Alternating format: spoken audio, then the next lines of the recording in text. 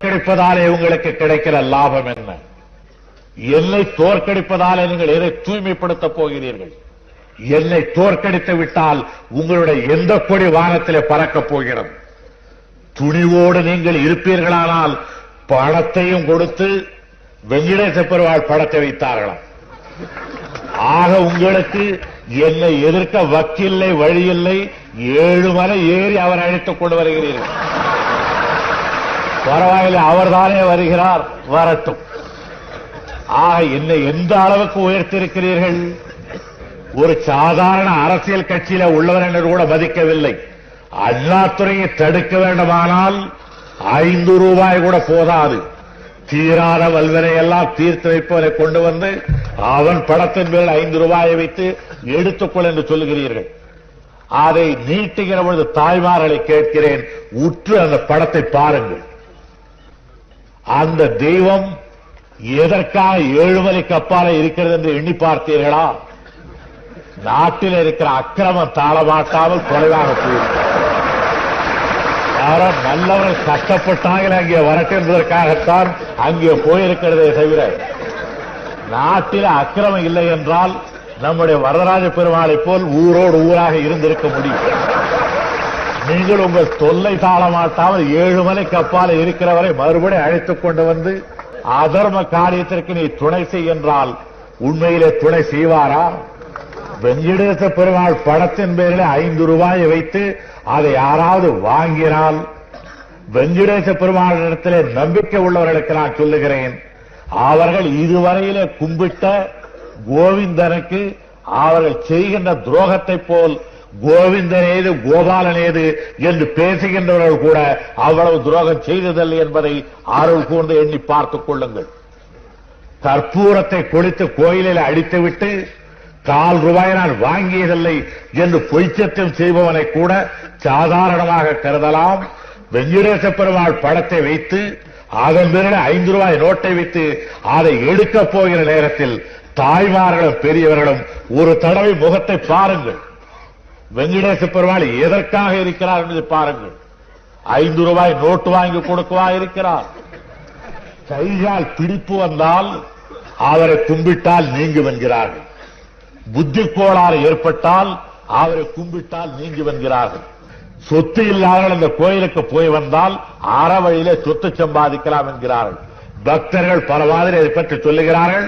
அப்படிப்பட்ட ஒரு தேவதையை கொண்டு வந்து 5 ரூபாய் நோட்டை அதன் பேரிலே வைத்தால் நான் இதை கூட எண்ணி இருப்பேன். 5 ரூபாயாவது எடுத்துவிட்டு வெறும் வெங்கடேச பெருமாளை காட்டியிருந்தாலாவது வெங்கடேச பெருமாளுக்கு மதிப்பு இருக்கிறது என்று எண்ணுவேன். எனக்கு இப்போது எதற்கு மதிப்பு என்றே தெரியவில்லை. 5 ரூபாய் நோட்டுக்கு மதிப்பா, வெங்கடேச பெருமாளுக்கு மதிப்பா, இந்த 2 ஒன்றின் மேல் ஒன்று வைக்கிறார்களே அது மதிப்பா என்று தெரியவில்லை. அதைவிட கூடா நட்பா இது? என்னுடைய முகத்தை பார்க்கிற நேரத்தில் 5 ரூபாய்க்காகவா நமக்காக பாடுபட்ட ஒருவனுக்கு கெடுதல் செய்தோம் என்று உங்களை உறுத்தாதா? எண்ணி பாருங்கள். இல்லை இவ்வளவுக்கும் பிறகு எடுத்துக்கொள்ளத்தான் வேண்டும் என்று கருதினால் அதை சில பேர் செய்ததைப் போல் திருப்பியாவது கொடுங்கள். அதில் இருக்கிற அந்த பாவத்தை போக்கி நல்ல காரியத்திற்கு பயன்படுத்துவதற்கு நாங்கள் அதை உபயோகப்படுத்துகிறோம். ஆனால் இதை நம்பி ஜனநாயகத்தை பாழாக்காதீர்கள். என் பேரிலே கோபம் யாருக்காவது இருந்தால் தனியாக கூப்பிட்டு 4 வார்த்தை ஏசுங்கள். என் பேரிலே ரொம்ப அருவருப்பு இருந்தால் நான் ஒன்று சண்டியாக வருகிற பொழுது அடித்து கூட போடுங்கள். ஆனால் நாட்டை பாழாக்காதீர்கள். உனக்கு என்ன இந்த காங்கிரஸ் ஆட்சி இடத்திலே இவ்வளவு பெரிய கோபம் என்று யாராவது நீங்கள் கேட்பீர்களானால் நான் சொல்லுவேன், காங்கிரஸ் என்ற கட்சியின் பேரிலே கூட அல்ல.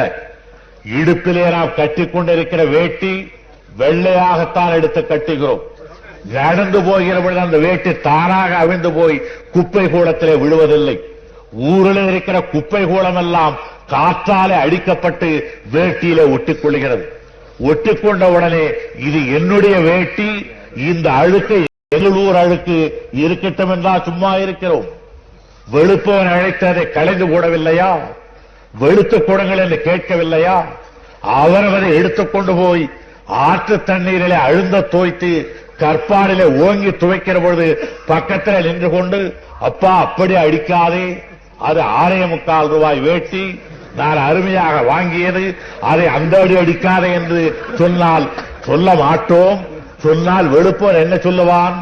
ஐயா, நீ ஏற்று வைத்திருக்கிற அழுக்கு இந்த அடிக்கு கூட போகாது போல இருக்கிறது. இது இன்னமும் வெள்ளாவி வைத்து எடுத்தால்தான் அழுக்கு போகும் போல இருக்கிறது, எண்ணெய் ஜிகண்டு ஏறிவிட்டது என்றல்லவா சொல்லுவான். அதை போல ராஜாஜி அவர்கள் காங்கிரஸை கடுமையாக தாக்குகிறாரே என்று நேரு பண்டிதர் மற்றவர்களும் ஐயோ இந்த அடி அடிக்கிறாரே என்றால் அதில் இருக்கிற எண்ணெய் ஜிகண்டு அவருக்கு தெரிகிறது. அடிக்கிறது அவருக்கு என வேட்டியின் பேரிலா கோபம், எண்ணெய் ஜிகண்டின் பேரிலே கோபம். ஆனால் சில பேர் வேட்டி அழுக்கானாலும் சுலபத்தில் எடுத்து போட மாட்டார்கள். மேல் பக்கத்தில் அழுக்கானால் உள்பக்கத்தில் மடித்து விடலாம் கட்டிக்கொண்டிருப்பார்கள். இடுப்பு பக்கத்தில் அழுக்கானால் கால் பக்கத்தில் கட்டிக்கொள்வார்கள், கால் பக்கத்தில் அழுக்கானால் இடுப்பு பக்கத்தில் கட்டிக்கொள்வார்கள். இது உனக்கு எப்படி இவ்வளவு விவரமாக தெரியும் என்று நீங்கள் கேட்பீர்கள்.